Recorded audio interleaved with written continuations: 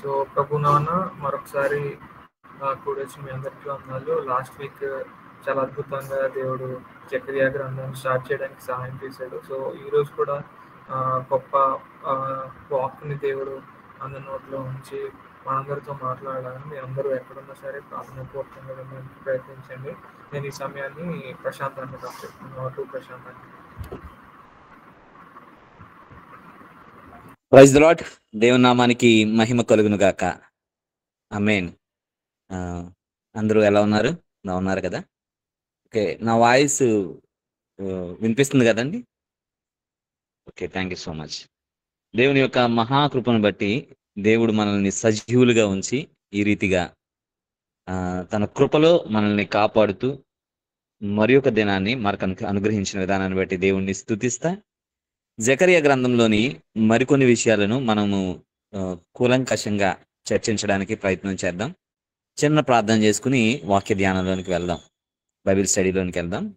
మహోన్నతుడా, మహాపరిశుద్ధుడా, కృపగలిగిన తండ్రి నీకు వందనాలు, ప్రేమ కలిగిన రక్షక నీకు స్తోత్రాలు. నేను అల్పుడిని, ఎందుకు పనికిరానటువంటి వాడను.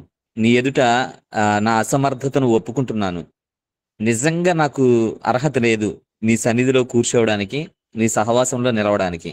అయినా నీ కృపను బట్టి, కేవలం నీ ప్రేమను బట్టి ఈ అల్పుడును, ఎందుకు పనికిరానటువంటి ఆయన నన్ను నీవు నీ పనిలో వాడుకుంటున్నారు. ముఖ్యంగా నేల మట్టుకు వంగుతున్నాను. నన్ను మరుగుపరచండి. నాతో మాతో మీరు సూటిగా స్పష్టంగా మాట్లాడండి. బైబిల్ స్టడీ ద్వారా మేము అనేక విషయాలను నేర్చుకోవడానికి నువ్వు మాకు నేర్పించమని ప్రార్థిస్తూ, నువ్వు మాత్రమే మహిమ పొందుకోమని, మీరు మాత్రమే ఘనత తెచ్చుకోమని మా ప్రియుడును రక్షకుడైన యేసుక్రీస్తు వారి శ్రేష్టమైన నామంలో అడుగుతున్నాము తండ్రి. ఆమేన్. Praise the Lord. చాలా సంతోషంగా ఉంది. మరలా అందరము కూడి ఈ రీతిగా దేవుణ్ణి ఆరాధించడానికి దేవుడు ఇచ్చిన ఈ సమయాన్ని బట్టి ఇంకా చాలా మంది రాలేదు. వారు వస్తారని ఆశిస్తా ఉన్నాను. మెట్టుకు ఏమైనప్పటికీ దేవుని యొక్క మహాకృప, దేవుని యొక్క మహాప్రేమ, ఆయన మన పట్ల చూపిన గొప్ప సంకల్పం నెరవేరుతూ ఉందని విశ్వసిస్తా ఉన్నాను. ప్రాముఖ్యంగా ఈరోజు పుట్టినరోజు జరుపుకుంటా ఉన్న మా సహోదరులను బట్టి నేను దేవుణ్ణి స్తుతిస్తా ఉన్నాను. వారికి నిండారుమైన దీవెనలను ప్రభు అనుగ్రహించును గాక, చిన్న బిడ్డకు మేలులను అనుగ్రహించును గాక.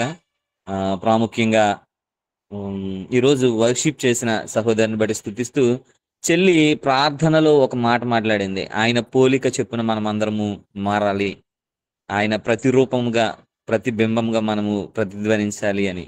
ఈరోజు వాక్యం కూడా వాక్య ధ్యానం కూడా మాక్సిమం అదే ఉంది. అందును బట్టి నేను ఆ లైనే ప్రార్థనలో రావడాన్ని బట్టి నేను దేవుని స్తుతిస్తా. కొద్దిసేపు వాక్యాన్ని, వచనం వెంబడి వచనాన్ని, ఈరోజు మనము మొన్నటి వరకు లాస్ట్ వీక్ మనము 1 నుండి 4 వచనాలు ధ్యానం చేయడానికి దేవుడు సహాయం చేశారు. ఈరోజు ఇంకొక 2 వచనాలు మాత్రమే ముందుకు వెళ్తాయి. ఇలా అయితే ఎప్పుడు కంప్లీట్ అవుద్ది అంటే, ఈ రోజు చాలా అవసరం కాబట్టి కొంచెం ఎక్కువసేపు నేను తీసుకోవడానికి ఇష్టపడతా ఉన్నాను. నెక్స్ట్ వీక్ నుండి కొంచెం స్పీడ్గా వెళ్తుంది. సో గుర్తించాలి. ఈ రోజు మట్టుకి కొంచెం ఈ 2 వచనాల మీద ఎక్కువ ధ్యానము. దట్ మీన్స్ కొంచెం ఇర్రిలేటివ్గా లేకపోతే సంబంధం లేనట్టుగా అనిపిస్తుంది. కానీ త్రూ అవుట్ ఈ బుక్ అంతటికి ఈరోజు మాటలు ఏమైతే ఉన్నాయో అవి వెన్నుముక్క లాంటివి అనమాట. కనబడవు కానీ అవి అవసరం. కాబట్టి నేను కొన్ని విషయాలు నేను స్ట్రెస్ చేస్తాను, కొన్ని విషయాలను మీతో ఎక్కువగా పంచుకుంటాను. సో అవి ఏంటి అన్న, ఈరోజు కొంచెం అవుట్ ఆఫ్ సిలబస్ వెళ్తున్నారు అన్నట్టుగా, అంటే మా భాషలో అవుట్ ఆఫ్ సిలబస్ లేదా అవుట్ ఆఫ్ టాపిక్ వెళ్తున్నారు అన్నట్టుగా అనిపిస్తుంది. కానీ చాలా అవసరమైన మాటలు. ఇది త్రూ అవుట్ జకర్యా గ్రంథానికి ఈ రోజు మనం మాట్లాడుకునే మాటలు కొంచెం వెన్నుముక్క లాంటివి అనమాట. ఇది అర్థం కాకపోతే కొంచెం బుక్ అర్థం కాదు. సో ఈ రోజు మాటలు కొంచెం జాగ్రత్తగా విందాం. లాస్ట్ వీక్ మీరు నా తట్టు తిరిగిన ఎడల నేను మీ తట్టు తిరుగుదునని సైన్యములకు అధిపతి యెహోవా సెలవిచ్చుచున్నాడు అనే మాటతో మనం ఆపాము. ఇప్పుడు ఇంకొన్ని మాటలు ఏంటి అదంటే, ఐదో వచనం 6వ వచనం ఎవరైనా చదువుతారండి? మీరు ఎవరైనా చదివితే నేను హ్యాపీ ఫీల్ అవుతాను. మీ పితరులేమైరి ఉమ్, ప్రవక్తలు నిత్యము బ్రతుకుదురా? ఉమ్, అయినను నా సేవకులైన ప్రవక్తలకు నేను ఉమ్, సెలవిచ్చిన మాటలను కట్టడలను ఉమ్, మీ పితరుల విషయంలో నెరవేరలేదా? నెరవేరగా ఉమ్. వారు తిరిగి మన ప్రవర్తనను బట్టి క్రియలను బట్టి యెహోవా మనకు చేయదలిచిన ప్రకారముగా ఆయన అంతయు అంతయు మనకు చేసి ఉన్నాడని చెప్పుకొనిరి. రైట్. ఇక్కడ ఒక క్వశ్చన్ తో మనము ముందుకు వెళ్ళొచ్చు. ఏంటిదంటే, మీ పితరులు ఏమైరి? ప్రవక్తలు నిత్యము బతుకుదురా? ఎవరు ఈ పితరులు? ఎవరు ప్రవక్తలు? ఇవి క్వశ్చన్స్ వేసుకుందామండి. ఎవరు పితరులు? ఎవరు ప్రవక్తలు? ఈరోజు ఈ మాట మనం బాగా తెలుసుకోవాలి. అయితే ఈ 6 వచనాల్లో మనకి 4 సార్లు నా వైపు తిరగండి, నేను మీ వైపు తిరుగుతాను. నా వైపుకు తిరగండి, నేను మీ వైపుకు తిరుగుతాను. దేవుడు పదే పదే నా వైపుకు తిరగండి, నా వైపుకు తిరగండి అని అంటాడు. అయితే దేవుడు ఎందుకు పదే పదే నా వైపుకు తిరగండి అని అంటా ఉన్నాడు? అసలు మనిషిని దేవుడు ఏ ఉద్దేశంతో సృజించాడు? ఎప్పుడు సృజించాడు? ఎందుకు సృజించాడు? సృష్టిలో మనిషి ఒక పాట. సృష్టిలో మనిషి ఒక పాట అంటే, ఒకసారి మనం ఆలోచన చేస్తే మనకి కొన్ని విషయాలు అర్థమవుతాయి. సో వాటిని ఈరోజు కొంచెం ఎక్కువగా ధ్యానం చేయడానికి ప్రయత్నం చేద్దాం. అసలు సృష్టిలో మనిషి ఏంటి? దేవుడు మనిషిని ఎందుకు సృష్టించాడు? ఎందుకు నా వైపు తిరిగిడి అని అంటున్నాడు? ఈ మాటలు మనం ఆలోచన చేస్తే, ఎఫెసీయులకు రాసిన పత్రిక మొదటి అధ్యాయము 16వ వచనం. ఒకసారి ఉండండి. ఎఫెసీయులకు రాసిన పత్రిక మొదటి అధ్యాయము 6వ వచనం నేను చదువుతున్నాను, జాగ్రత్తగా వినండి.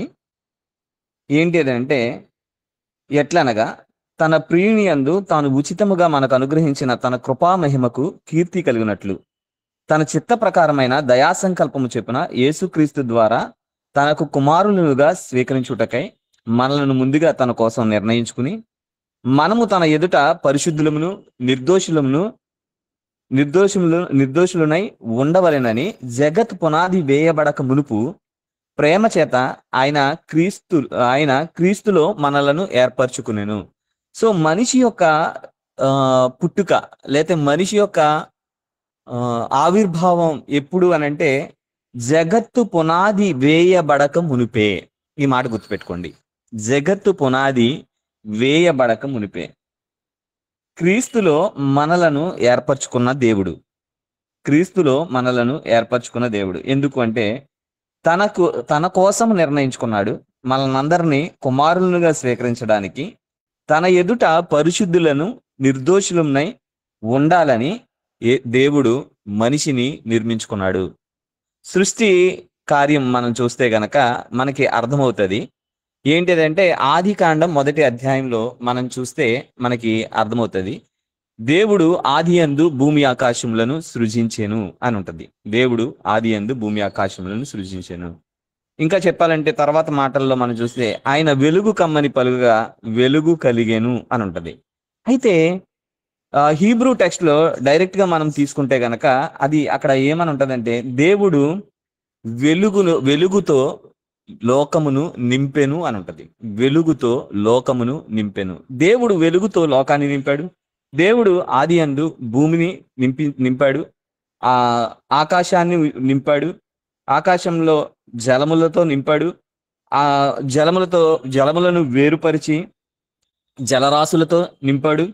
అండ్ భూమి మీద జంతువులతో నింపాడు. ఇవన్నీ ఎందుకు నింపాడు అని అంటే, తర్వాత ఆయన తన స్వరూపమందు తన పోలిక చొప్పున నరుణ్ణి చేశాడు. ఎందుకు అంటే, జగత్తు పునాది వేయబడక మునిపే ఆయన తన పోలిక చొప్పున తన స్వరూపమందు మనిషిని నిర్మించుకున్నాడు. ఇది గుర్తుపెట్టుకోండి. మనిషిని తన పోలిక యందు తన రూపమందు నిర్మించుకున్నాడు. మిగతా ఎందుకు ఆయన భూమి మీద ఇవన్నీ నింపాడంటే మనిషిని అక్కడ పెట్టడానికి, మనిషిని ఆ భూమి మీద ఉంచి ఆ భూమితో మీద మనిషితో పాటు ఆయన జీవించడానికి. ఆయన సృష్టికి అతీతమైన వ్యక్తి. దేవుడు సృష్టికి అతీతమైన వ్యక్తి. సృష్టికి ముందే ఉన్నవాడు. సృష్టితో పాటు ఉన్నవాడు కాదు, సృష్టికి ముందే ఉన్నవాడు. ఆయన సృష్టింపబడనివాడు. ఆయన ఈ లోకంలో మనుషులను సృష్టించుకున్నది దేనికోసం అంటే మనుషులతో కలిసి సహవాసం చేయడానికి. గుర్తుపెట్టుకోండి ఈ మాట. మనుషులతో కలిసి సృష్టికర్త అయిన దేవుడు తను సహవాసం చేయడానికి, తన ఉనికితో, తన యొక్క కృపలో, తన యొక్క ప్రజెన్స్, తన యొక్క సన్నిధిని వారితో నింపడానికి దేవుడు ఇష్టపడ్డాడు. తన ప్రతిబింబాలుగా చేసుకున్నాడు. మనిషిని తన పోలిక చెప్పున తన ప్రతిబింబాలుగా చేసుకుని వారితో కలిసి జీవించాలి అని ఆశపడ్డాడు మనిషి. అయితే మనిషి ఏం చేశాడు అంటే మనకి ఆది కాండంలో 3వ అధ్యాయంలోనికి వచ్చేసరికి దేవుని యొక్క ఉనికి లేకుండా మనిషి బ్రతకడానికి ఒక అడుగు ముందుకేశాడు. ఆదాము అవ్వ విషయంలో మనం చూస్తే మనకు అర్థమవుతున్న విషయం ఏంట్రా అంటే ఒకటి చాలా సుస్పష్టంగా అర్థమవుతుంది. ఏంటంటే మనిషి దేవుని యొక్క ఉనికి లేకుండా, దేవుని యొక్క ప్రజెన్స్ లేకుండా, దేవుని సన్నిధి లేకుండా బ్రతకడానికి ప్రయత్నం చేస్తున్నాడు. ఇది జాగ్రత్తగా గమనించాలి. అర్థమవుతుంది కదండి. దేవుడేమో మనిషిని తన సన్నిధితో, తన యొక్క సహవాసంలో మనిషిని ఉంచాలి అని నిర్మించుకుంటే మనిషి దేవుని సన్నిధిని, దేవుని సహవాసాన్ని విడిచిపెట్టి దేవునికి అతీతంగా, దేవునికి వ్యతిరేకంగా వెళ్ళాలి అని ఆశపడుతున్నాడు. అందుకే ఆయన పదే పదే తిరిగి రండి.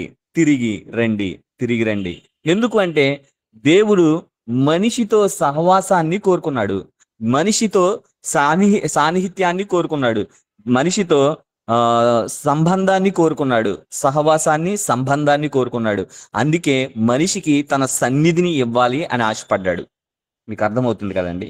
జాగ్రత్తగా ఆలోచన చేస్తే మనం 4వ అధ్యాయానికి వచ్చేసరికి ఏమవుతుందంటే మనిషి 2 రకాల వ్యక్తిత్వాలతో వెళ్ళిపోతూ ఉంటాడు. చివరికి చూస్తే 4వ అధ్యాయం చివరిలోకి వచ్చేసరికి అక్కడ లెమెకు ఉంటాడు. లెమెకు ఏం చేస్తాడంటే నన్ను గాయపరిచినందుకు ఒక మనిషిని చంపాను, నన్ను దెబ్బ కొట్టినందుకు ఒక పొడుచువాన్ని చంపాను. అంటే ఒక దెబ్బ కొడితే అతన్ని చంపేస్తాడు, అతన్ని చిన్న గాయం చేస్తే అతన్ని చంపేస్తాడు. చంపేయడం వల్ల నాకు కయ్యనికి 7 శిక్ష వస్తే నాకు బదులుగా నన్ను ఎవరైనా చంపితే 77 అంటే పగ ప్రతీకారంతో భూమిని నింపుతా ఉన్నాడు. అట్ ద సేమ్ టైం అక్కడ మనుషులలో ఇంకొక మనిషి ఉన్నాడు. అతను ఏం చేస్తా ఉన్నాడంటే 26వ వచనానికి వచ్చేసరికి అతను మరియు షేతునకు కుమారుడు పుట్టెను, అతనికి ఎనోషి అని పేరు పెట్టెను. అప్పుడు యెహోవా నామమున ప్రార్థన చేయుట ఆరంభమైన. మీకు ఇప్పుడు నేను చెప్పాలనుకుంటున్న విషయం ఏంటంటే, ఇక్కడ జాగ్రత్తగా గమనించాల్సిన విషయం ఏంటంటే మనుషులు 2గా విభజించబడ్డారు. ఒకటి ప్రతీకారంతో దేవునికి వ్యతిరేకంగా, దేవుని శిక్షకు, దేవుని సన్నిధికి, దేవుని సహవాసానికి అతీతంగా బతకాలనుకుంటున్న మనుషులు. మరొకటి యెహోవా నామమున ప్రార్థన చేయడం, అంటే దేవుని సన్నిధి కోసం వెళ్తా ఉన్న మనుషులు. ఈ మాట అర్థమైంది కదండి. ఒకటి దేవునికి వ్యతిరేకంగా, దేవునికి ప్రతికూలంగా, వ్యతిరేకంగా ప్రవర్తించడానికి ఇష్టపడుతున్న వ్యక్తులు. మరొకటి దేవుని కొరకు ప్రార్థన చేస్తా ఉన్న, దేవుని కొరకు ఎదురు చూస్తా ఉన్న, దేవుని సన్నిధిని ఆస్వాదిస్తా ఉన్న మనుషులు. అన్నిటికంటే గొప్ప ఆశీర్వాదం, మీరు యాజకులు ఆశీర్వదించాల్సిన ఆశీర్వాదాన్ని సంఖ్యాకాండంలో చెప్తారు. అదేంటంటే యెహోవా నిన్ను ఆశీర్వదించును గాక, ఆయన తన సన్నిధి కాంతిని ఉదయింప చేయునుగాక అని ఉంటది. సన్నిధి కాంతి, దేవుని యొక్క సన్నిధి అన్నిటికంటే గొప్ప ఆశీర్వాదం. దేవుని యొక్క సహవాసం అన్నిటికంటే గొప్ప ఆశీర్వాదం. కానీ మనం ఏం చేస్తామంటే దేవుని కోసం, దేవుని యొక్క ఆలోచనలు, దేవుని యొక్క మాటలు మన జీవితాల్లో కోరుకునేటప్పుడు దేవుని సన్నిధిని కోరుకోము, దేవుని యొక్క శక్తిని కోరుకుంటాం. అంటే తప్పేం కాదు, కానీ దేవుని శక్తిని కోరుకునే క్రమంలో ఏం కోరుకుంటామంటే మనకి ఆ ఇబ్బంది వచ్చింది, ఆ ఇబ్బంది తొలగించేవాడు. లేదా మనకి అనారోగ్యం వచ్చింది, ఒక డాక్టర్. లేదా మనకి జాబ్ లేదు, ఒక జాబ్ ప్రొవైడర్, లేదా ఒక జాబ్ కన్సల్టెన్సీ. ఇట్లాంటి ఆలోచనతో మనిషి బ్రతుకుతా ఉన్న సందర్భంలో, అంటే దేవుని పరిపూర్ణతను తెలుసుకోలేని సందర్భంలో దేవుడు తను తాను ప్రత్యక్షపరుచుకుంటూ, రండి మీరు నా వైపు తిరగండి, నేను మీ వైపు తిరుగుతాను, నా సన్నిధిని మీకు చూపిస్తాను. అట్ ద సేమ్ టైం మనం చూస్తే కనుక అందుకే దేవుడు మనిషితో ఎప్పుడు దేవుని యొక్క ప్రజెన్స్ ని మనిషి కోల్పోతున్న ప్రతి సందర్భంలో దేవుడే వారి దగ్గరికి వచ్చి తను తాను ప్రత్యక్షపరుచుకుంటూ నిబంధనలోకి తీసుకొస్తా ఉన్నాడు. మీరు గమనించారో లేదో, నోవాహుతో దేవుడు నిబంధన చేశాడు. ఏమండి, దేవుడు నోవాహుతో నిబంధన చేసినప్పుడు నిబంధనకు గుర్తుగా ఏం చేశాడు? నిబంధనకు గుర్తుగా ఏం చేశాడు? శిక్ష ఎక్కడైతే ప్రారంభమైందో అక్కడే నిబంధననే ఏర్పాటు చేస్తా వస్తున్నాడు. ఎక్కడండి నోవాహుతో దేవుడు నిబంధన చేసినప్పుడు? ఎవరన్నా చెప్తారా? అన్న రెయిన్బో అన్న Indra right, very good, exactly. ఎందుకంటే వారి శిక్షకి గుర్తు ఏంటంటే వారి ఆకాశం నుండి వర్షం. సో అక్కడే గుర్తు. ఆ తర్వాత మనిషి మరలా తన పాపం నైజంతో వెళ్తా ఉన్నప్పుడు మరలా దేవుడు నిబంధన చేసింది ఎవరితో? మరలా దేవుడు నిబంధన చేసింది ఎవరితో? ఎవరైనా మాట్లాడాలి, రెస్పాండ్ అవ్వండి. అబ్రహాంతో. అంతే కదండి, అబ్రహాంతో. మరి అబ్రహాంతో నిబంధన చేసినప్పుడు దేవుడు మరలా నిబంధన చేస్తా ఉన్నప్పుడు అక్కడ మరలా నిబంధనకు గుర్తుగా దేవుడు ఏం చెప్పాడు? ఎందుకంటే ఒక వ్యక్తి యొక్క శరీరం, ఒక వ్యక్తి యొక్క సంతానం. అందుకే అక్కడ సున్నతి అనే ఆచారాన్ని తీసుకుని వచ్చారు. అండ్ తర్వాత దేవుడు మరలా వెళ్తా ఉంటే నిర్గమాకాండంలోనికి వచ్చేసరికి దేవుడు ఏం చేస్తాడు? మరలా తన ప్రజలతో నిబంధన చేస్తాడు. అందుకే నిబంధన అప్పుడు ఏంటి అంటే బానిసత్వంలో విశ్రాంతి లేని ఆ జనానికి విశ్రాంతి దినాన్ని నిబంధనగా పెడతాడు. మీరు అర్థం చేసుకుంటే తర్వాత ధర్మశాస్త్రము పరిధిలోనికి వస్తారు. ధర్మశాస్త్రం పరిధిలోకి రాగానే దేవుడు ఏం చేస్తాడంటే వారితో నేను మీలో కలిసి నివసించినట్లు మీరు నాకు పరిశుద్ధ స్థలమును నిర్మింపవలెను, అక్కడ నేను మిమ్మల్ని కలుసుకుందును. దేవుడు మనిషితో ఏం కోరుకుంటున్నాడంటే సంబంధాన్ని కోరుకుంటున్నాడు, సహవాసాన్ని కోరుకుంటున్నాడు. గుర్తుపెట్టుకోండి, దేవుడు మనిషితో సంబంధాన్ని కోరుకుంటున్నాడు, సహవాసాన్ని కోరుకుంటున్నాడు. అందుకే దేవుడు ఆదాముకి ఇచ్చినప్పుడు బాధ్యత ఏమిస్తాడంటే 2 బాధ్యతలు ఇస్తాడు. ఒకటి గృహ నిర్వాహకత్వం, కాపలా కాయమంటాడు. 2 దానిని నడిపించమంటాడు. ఈ రెండిటిని కలిపి వాడిన పదాన్ని బైబిల్ గ్రంథంలో హీబ్రూలో ఏం పదానికి వాడారంటే యాజకత్వానికి గుర్తుగా వాడారు. యాజకుడు అనే పదం వాడారు. అందుకే అంతకు ముందు దేవుడు ఆదాంతో డైరెక్ట్ గా మాట్లాడేవాడు. కానీ ఇప్పుడు ఏమైందిరా అంటే దేవుని యొక్క ప్రజెన్స్ ని, దేవుని యొక్క ఉనికిని, దేవుని యొక్క ఆ ప్రసన్నతను మనిషి ఏ మాత్రము సహించలేని పరిస్థితిలో ఉన్నాడు. అందుకే ఎవరు అవసరమయ్యారంటే ప్రవక్తలు అవసరమయ్యారు. అందుకే ప్రవక్త ఎవరు అసలు అని అంటే గుర్తుపెట్టుకోండి, ఈ పాయింట్ మీరు నోట్ చేసుకోండి. అసలు ప్రవక్త అవసరం ఎందుకు వచ్చింది? ప్రవక్త ఎవరు అని అంటే మనకి ద్వితీయోపదేశకాండం 18వ అధ్యాయంలో మాటలు ఉంటాయి. ఒకసారి చదువుదామండి. ఆ మాటలు ఇంపార్టెంట్ కాబట్టి నేను చదివిస్తాను, చదవండి. ద్వితీయోపదేశకాండం 18వ అధ్యాయము నోట్ చేసుకోండి. 13వ వచనం నుండి చూడండి. ఎవరైనా చదవండి అమ్మా. ద్వితీయోపదేశకాండం 18వ అధ్యాయము 13వ వచనం. నీవు నీ దేవుడైన యెహోవా యొద్ద యథార్థపరుడువై ఉండవలెను. చదివమ్మా 22 వరకు చదివే అమ్మా, చదవండిరా. నీవు స్వాధీనపరచుకొనబోవు జనములు మేఘశతనములను చెప్పువారి మాటను, సోదెగాండ్ర మాటను విందురు. నీ దేవుడని యెహోవా నిన్ను అలాగున చేయనీయడు. హోరేబులో ఆ సమాజ దినమున నేను చావక ఉండినట్లు మళ్ళీ నా దేవుడైన యెహోవా స్వరము నాకు వినబడకుండును గాక, ఈ గొప్ప అగ్ని నాకు ఇకను వినబడకుండును గాక అని చెప్పితివి. ఆ సమయంలో నీ దేవుడైన యెహోవాను నీవు అడిగిన వాటిన్నింటినీ చొప్పున నీ దేవుడైన యెహోవా నీ మధ్యను నా వంటి ప్రవక్తను నీ సహోదరులు నీ కొరకు పుట్టించును. ఆయన మాట నీవు వినవలెను. మరియు యెహోవా నాతో ఇట్లనెను, వారు చెప్పిన మాట మంచిది. వారి సహోదరుల నుండి నీ వంటి ప్రవక్తను వారి కొరకు పుట్టించెదను. అతని నోట నా మాటలు నుంచుదును. నేను అతనికి ఆజ్ఞాపించినది యావత్తును అతడు వారితో చెప్పును. అతడు నా నామమున చెప్పు నా మాటలను వినిన వానిని దాని గూర్చి విచారణ చేసేదను. అంతేకాదు, ఏ ప్రవక్తయు అహంకారము పూని నేను చెప్పుమని తనకు ఆజ్ఞాపించిన మాటను నా నామమున చెప్పునో ఇతర దేవతల నామమున చెప్పునో ఆ ప్రవక్తయును చావవలెను. మరియు ఏదో ఒక మాట యెహోవా చెప్పినది కాదని మేమెట్లు తెలుసుకొనగలమని మీరు అనుకొనిన ఎడల, ప్రవక్త యెహోవా నామమున చెప్పినప్పుడు ఆ మాట జరగకపోయిన ఎడల, ఎన్నడూనూ నెరవేరకపోయిన ఎడల అది యెహోవా చెప్పిన మాట కాదు. ఆ ప్రవక్త అహంకారము చేతనే దాన్ని చెప్పెను గనుక దానికి భయపడవద్దు. ఇదండి ప్రవక్తను దేవుడు పెట్టడంలో ఉద్దేశం ఏంటంటే, ఆది కాండంలో ఆదాముతో డైరెక్ట్ గా మాట్లాడిన దేవుడు, డైరెక్ట్ గా వారి సన్నిధి సహవాసాన్ని, వారితో తన సన్నిధిని సహవాసాన్ని సాన్నిహిత్యాన్ని కొనసాగించిన దేవుడు ఇప్పుడు హోరేబు పర్వతం మీదకి దిగి వచ్చినప్పుడు మనుషులు చూడలేకపోయారు, వారు ఆ ప్రసన్నతను ఆస్వాదించలేకపోయారు. ఎందుకు అంటే దేవుని యొక్క పోలికను, దేవుని యొక్క ప్రభావాన్ని సహించలేనంత పాపంలోనికి మనిషి వెళ్ళిపోయినప్పుడు మరి దేవుడేమో మాట్లాడాలని ఆశపడుతున్నాడు, కానీ మనిషి ఏమో దానిని విని తట్టుకునేంత శక్తి లేదు. కాబట్టి ఇశ్రాయేలు ప్రజలు ఏమన్నారంటే, ప్రభువా మోషేతో అంటారు, మోషే ఒకవేళ ఆయన వచ్చి డైరెక్ట్ గా మాతో మాట్లాడితే మేము చచ్చిపోతాం అంత ప్రభావానికి, కాబట్టి నువ్వు ఆ మాటలు విను, నా మాటలు మాకు చెప్పన్నారు. సో దేవుడు కూడా ఆ మాటలను అంగీకరించి ఏం చెప్తాడంటే, రైట్, మీరు చెప్పింది కరెక్టే, అయితే మీరైతే ఇతరులు అయితే ఏం చేస్తున్నారంటే సోది చెప్పే వాళ్ళు మాటలు వింటున్నారు, అండ్ శకునాలు చూస్తున్నారు, మరొక మాట వింటున్నారు. సో నేను అలా శకునాలతో మాట్లాడేవాడిని కాదు, సోది మాటలు చెప్పను.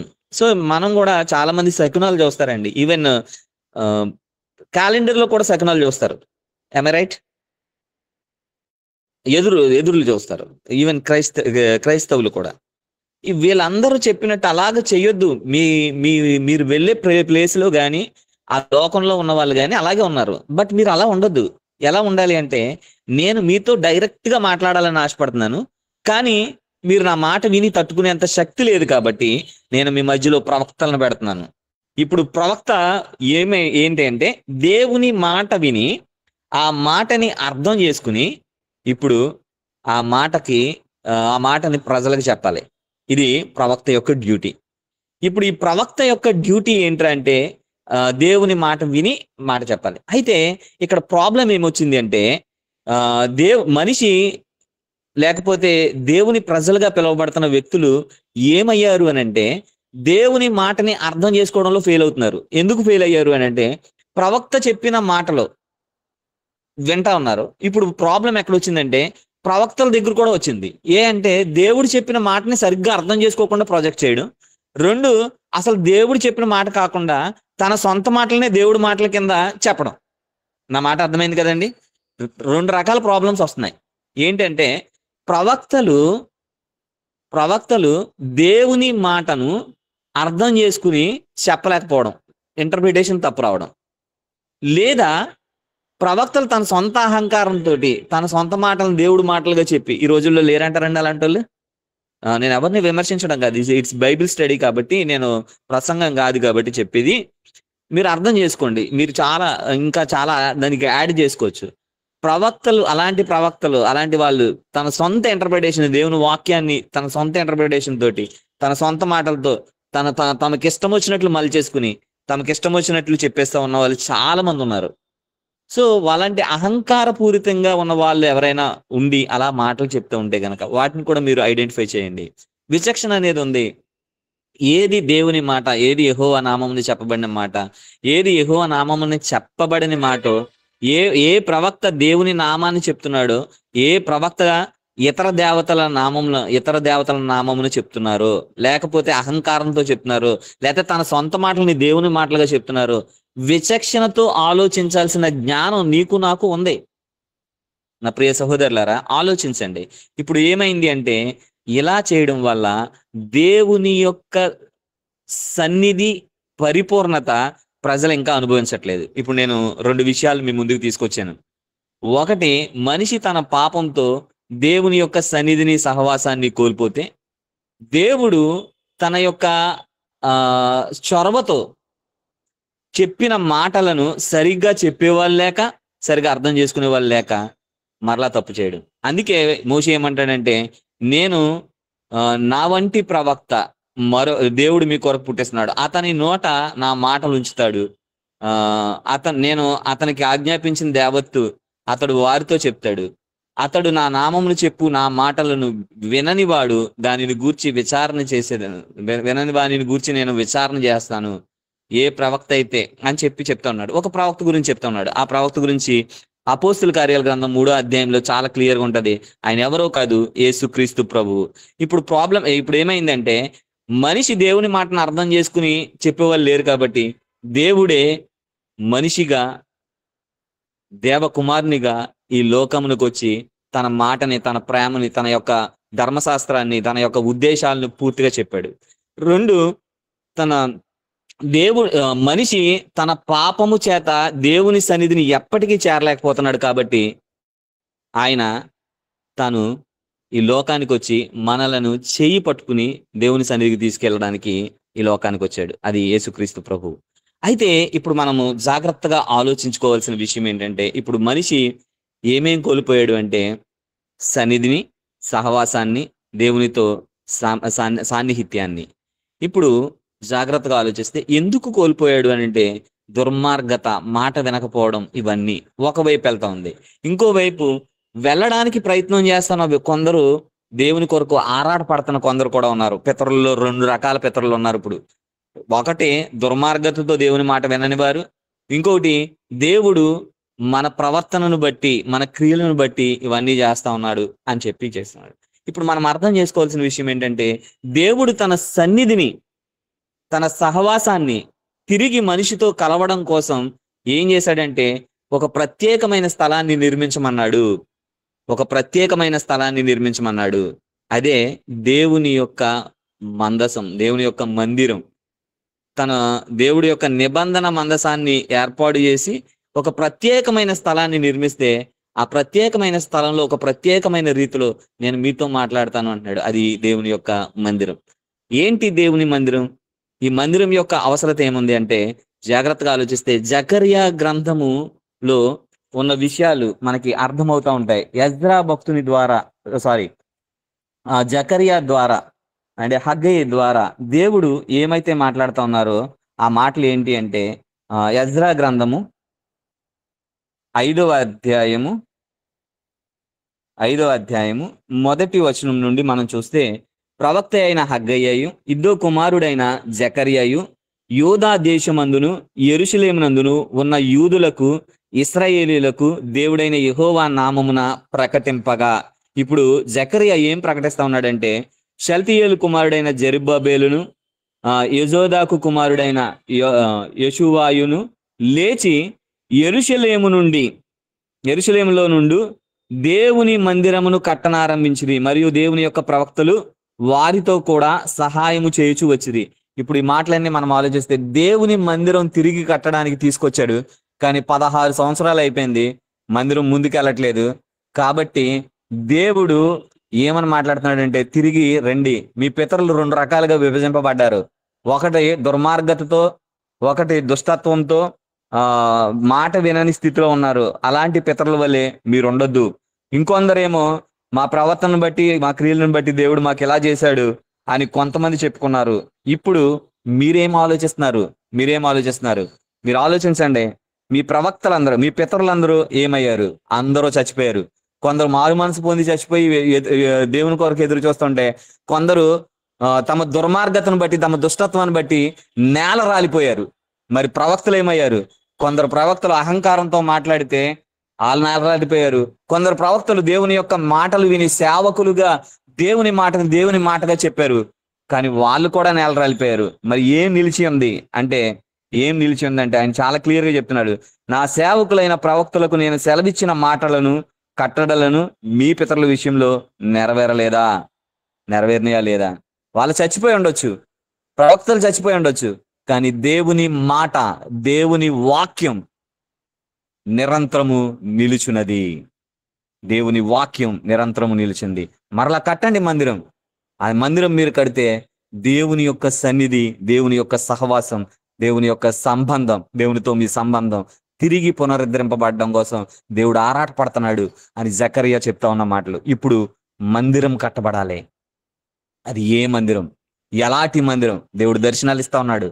దర్శనం ద్వారా దేవుడు ఎలాంటి మందిరాన్ని ఆశపడతా ఉన్నాడు, ఏ మందిరాన్ని నిర్మించమని కోరుకుంటా ఉన్నాడు అనేది తర్వాత దర్శనాల ద్వారా చూస్తాం మనం.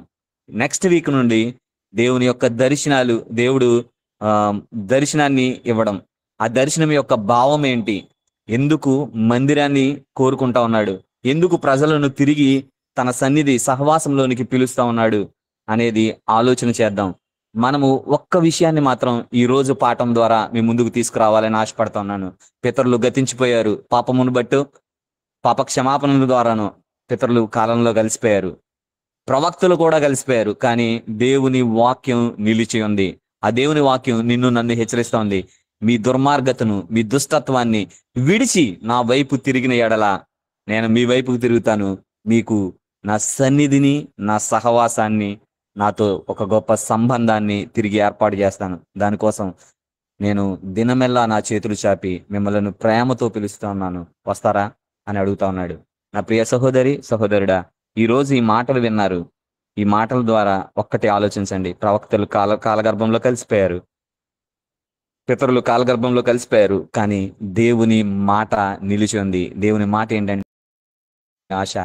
దేవుని యొక్క సన్నిధి కాంతిలోనికి మనం వచ్చినప్పుడు ఆయన యొక్క ప్రతి